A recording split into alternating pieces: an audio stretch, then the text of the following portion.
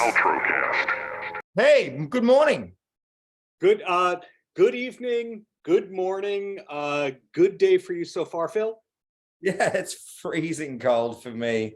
I'm going to say it's 11 degrees here. It was 8 this morning, so I'm not entirely sure what that is. I mean, are you East Coast or West Coast?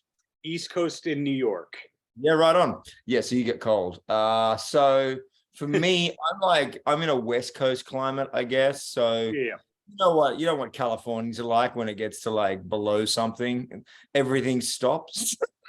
So yeah, it's great. Thank you so much for your time this morning, but or your evening. But yeah, it's a little bitey down here. But I was just put on Seinfeld. I always get in early. I'm trying to be as punctual as I possibly be. You put the punk in punctual. That's what I'm Yeah, learning. well, I'm early, I guess. Yeah, so I first learned about Grinspoon because a friend of mine from Australia who lives in this town on Long Island, it was always the band that he put on 6 or 7 beers into the night. He goes, Oh yeah, it's Grinspoon time. And I heard it and I went, this is incredible. And then I heard your solo material, which has very little to do with Grinspoon. So I like both of those. And Trouble is the latest single. Is the album done, or are you still working on this solo record that has Trouble? album's done, in the can, artwork's done, signed off on. So yeah, Trouble's the first taste. And I guess to bridge between the band, which is, a rock and roll 7 beer band, as you like to point out, I think Trouble's the easiest sort of bridge to make a connection. It's different, but I think that Trouble's probably the most closest. It's different, but it starts off as like very U2 influenced, and I mean that in a good way, and then it gets heavier in Trouble. So it's not that different, but some of your other solo material has shown different influences than being just a straight ahead rock thing. Right. Well, I guess for this record, I mean, I've done 7 albums with Grinspoon, and with any album, I wrote, I'm going to say 99%, 95% of the melody and lyrics in that band. So sure. I guess that, there's a lot of songs that have ended up on the floor over the years. Sometimes we'd write up to 50 songs for albums and 12 would make it. Really? And so, you'd trawl through and you'd be like finding this beautiful little melody that I might have cast off in, I don't know, 2008 or something. And there's that, but there's also brand new stuff as well. But yeah, I don't know. I'm just trying to do maybe what was rejected.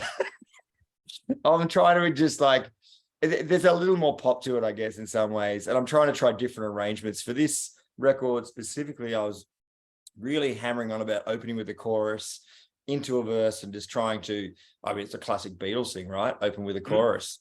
So I was trying to do that and how that made the song flow, and then, different style of arrangement, I think, than what Grinners do. Because with Grinners also, we have incredible bass player, incredible guitarist, incredible drummer. So, and with that comes incredible opinion. So you kind of elbows out at the table going, what about this? We're just talking about artwork and merchandise. Democracy. It's a democracy. Thank you. Which it does work, but it can be time consuming and frustrating, especially when it comes to any form of art. I think democracy is great in theory. Sometimes it's bad in practice, but this is where I get to do what I want on my solo record. And the band gave me their blessing, which was nice of them. I said, they're like, yep, you go do this. So that's really, really great. So I've enjoyed putting it together, and I've enjoyed that Golden Robot's given me the opportunity to release it internationally. Golden Robot is an interesting label in that you can't just say, hey, they handle classic artists. You can't just say they handle new stuff. It's an interesting mix. So it's you, Filter, Dizzy Reed from Guns N' Roses. You never know what's going to come from Golden Robot. Did you know specifically that you were making this album for them, or did you shop it and they were who you chose? I was making the record specifically for myself, to be perfectly honest. And to be fair, it kind of lived with me for a little while before I got up the weirdly confidence to shop it. Golden Robot heard it and really liked it. And while there was some other interest, I really wanted to go with someone I trusted. And in Australia, Cheer Squad put out the record, who were a really great label locally. And they did Australia, New Zealand, and yeah, Golden Robot have taken it on for the rest of the world, especially the Northern Hemisphere. But yeah, like they really enjoyed the material, and I was like, thanks, I do as well.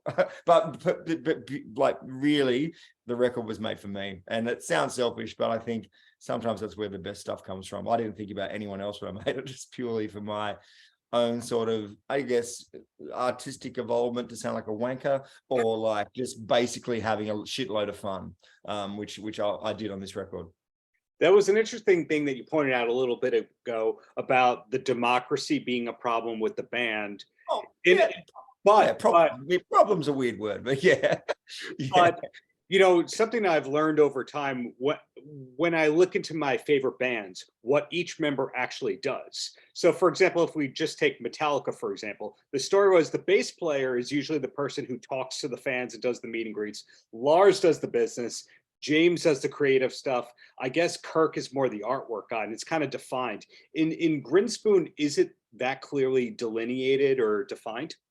Great question. And within Grinspoon, it's mainly, I do a lot of the creative side of things, but also in terms of, I guess there's someone with always has to have some sort of veto power.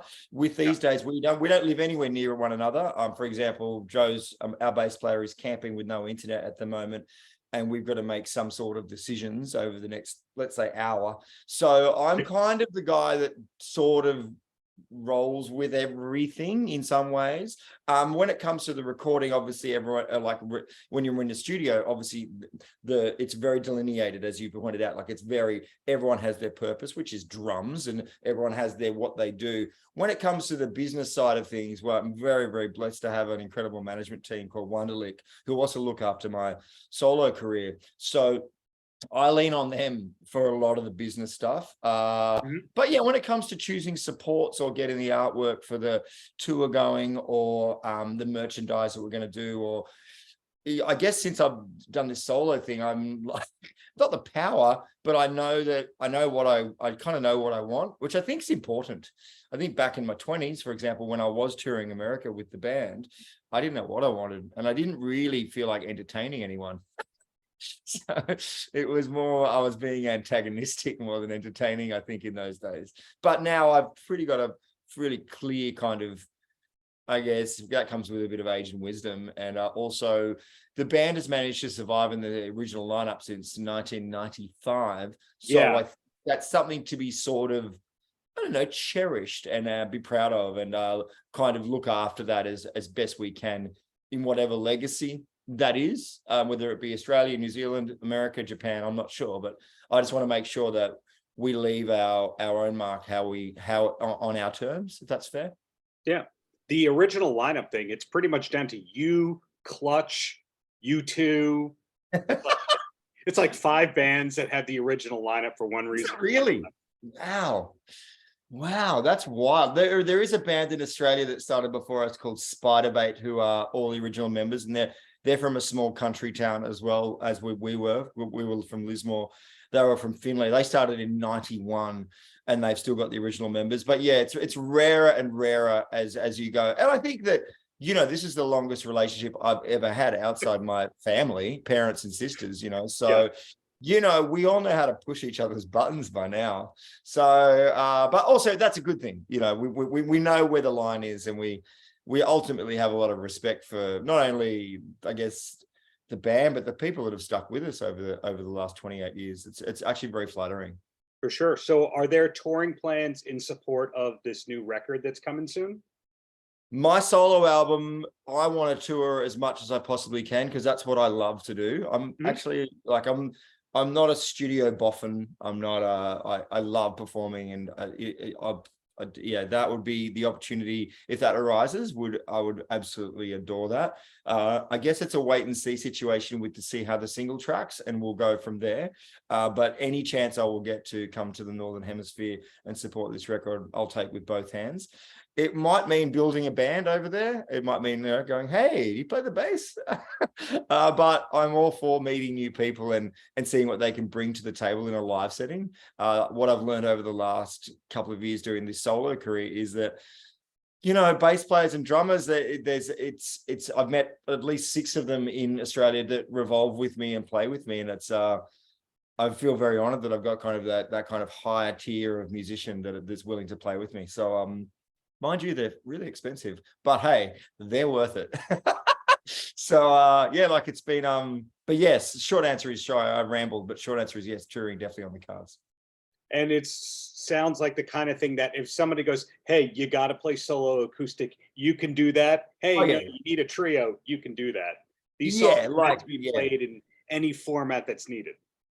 I guess the issue with Trouble, exactly. The issue with Trouble, which is the first single, which you guys are familiar with, is probably the most difficult song to play solo acoustic, just because of that fuzz guitar. But yeah, it can be done. It all can be transferred over to acoustic. But Trouble, maybe just solo electric, just for that fuzz guitar. Yeah, some people have pulled off the solo electric thing. Noel Gallagher, he's always been kind of good for that. Amazing. Or you could just do that cringy thing where you play to tracks, where you do the vocal percussion first. No, I can't do that. I can't.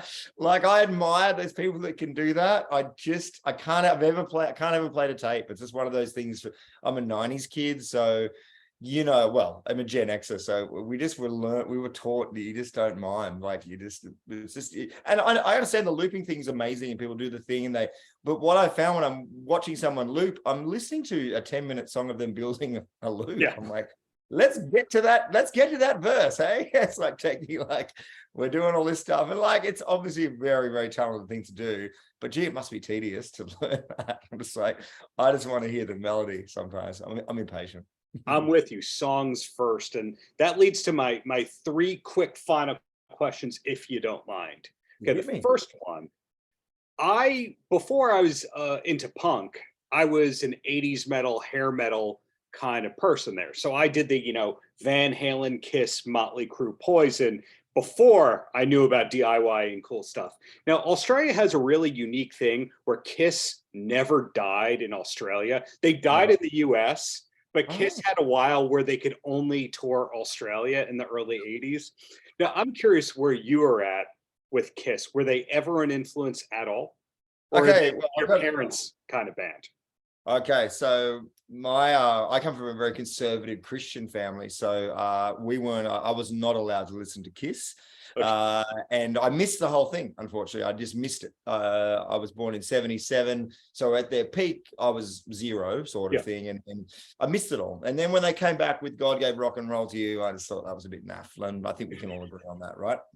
Funnily enough, fast forward to 2004, 2005, we're tracking, Grinspoon are tracking in Los Angeles, our 4th record with Howard Benson, and we get offered to support Kiss in Australia. And our manager, that's still our manager, was a massive Kiss fan. He's about maybe 10 years older than I am, and was like, oh my God, we've got to do this tour. So we went and supported Kiss in Australia. And, it was what it was. I just didn't really get it. I think now the last tour they did here, they might have played the track. Maybe I'm speaking. No, they absolutely did. Okay, great. Yeah, and it sounded great last tour. But on that tour in 2005, it was just a bit... I was like, oh. They not only played to track, they sang to track.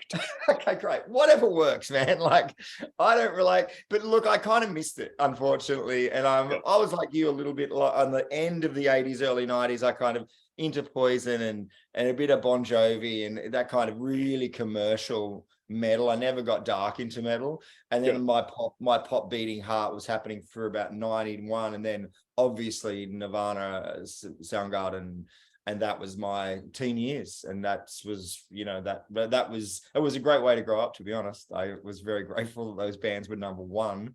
When you look at what's happening now, there's not a lot of guitars in commercial music anymore, but that's okay. Sadly. Well, you actually accidentally led into the next question, which is Howard Benson has produced a lot of the biggest rock records ever, but Howard's never been that like face out there, hawking his stuff the way that, say, a Rick Rubin would or a Desmond Child was. I'm curious, what was the record or the project of Howard Benson that made you go, I want to work with this guy? Because traditionally he was more of a metal guy than a punk guy.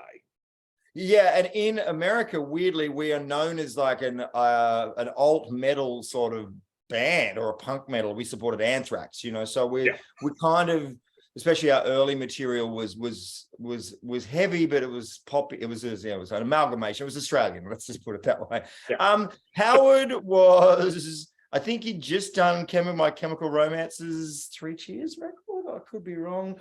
He'd just done Hoobastank when we got in the room with him. I think we were ready from our perspective to get that Los Angeles thing, and he was really willing to work with us. He liked us, number one. Number two, I guess he fit in the budget. I don't know. I'm not sure exactly what we fucking spent on that shit, but he was also this very eccentric rocket science type of brain. He's had this kind of allure to him, and he worked mainly with me on that record. Like, he was he produced the band, but the vocal production was, I'd never had anything like it in my life, and probably won't again. It's very specific, and he would sit there with a keyboard and go, do this one now, and he would lead me through harmonies I'd never thought I had in me. So from that, and the vocal sound as well, so I was stuck in a room, I don't know, the size of a vocal booth, the size of a toilet for 3 weeks, basically. And, I went a little insane, as you do. But he was, he came through because I think that our label in Australia were like, we're ready for this to go. And we ended up winning awards for that record. Really, the trajectory was what it was. But also the songs were important. And I think, no matter who you get to produce it, you've got to have those tunes. And I think, the songs of that record are strong, and it was quite an experience. One I have very fond memories of. An actual producer that's actually in the studio and not just delegating to their engineer. That's a rarity, Well, Mike Plotnikoff was on guitars with Pat, and Plotnikoff is a legend as well, right? So there was all these heroes of LA, and to be honest, I wasn't that familiar with it. Like, this is it's 2004, so it's a while ago. So I was younger, greener, and was just happy to be doing another record with the band. I was in LA having a really good time. So but Plotnikoff was usually in the studio. And you're right, I've heard the stories about producers floating in and floating out and delegating, but Benson worked with me a lot, but I was really prepared for that record. I had everything handwritten in a book. Like, I had all the lyrics out, I had artwork, and I don't know, you can ask him, but I think that might have impressed him, because I didn't come in there scrappy with no shit ready. I had alt lyrics. I had lots of ideas. We ended up arguing a little bit about lyrics, because there's obviously LA to Australia, there's a different connect about and how I approach things. But he won a couple and I won a couple. That's all that matters. Well, the last question has nothing to do with you having this great new record coming soon from Golden Robot or Trouble being awesome. Do you have a TV recommendation that you could pass along to someone who needs a new show to start? Because every time the wife and I start a show, we just watched 8 episodes of a show in 2 days. We need a new show. Oh, you binge. Oh, wow. Look, I'm just at the tail end of Succession, but that's a very dry black comedy, and you're either going to love it or you're going to hate it. But I personally really, really love it. My wife's like, this is a bit silly. I'm like, yeah, it's a bit silly, but I really like Succession, and Sarah Snook, who's an Australian actress, is in that. And I think that's where it stops and ends with me at the moment, because there's this great reality television show that's just come to Australia, which it's called Alone, and they just chuck people in the wilderness, but they chuck these Aussies down in Tasmania and they quit after a day because it was just so brutal. Like, in America, they're in Alaska, they last for like 90 days, they kill bears or whatever. In Australia, like, it's such a brutal landscape. I think they've lasted like 3 days and they're out. So we've only got 2 contestants left. So on the reality side, I like that kind of Alone show, but Succession, for me, the writing is brilliant. And I dig on that. It's incredible score and also the cinematography. But, I can nerd about TV forever, but that's the one that was the 9th episode last night. So I've just watched it here. So that's really in the cusp of my brain. Paltrocast.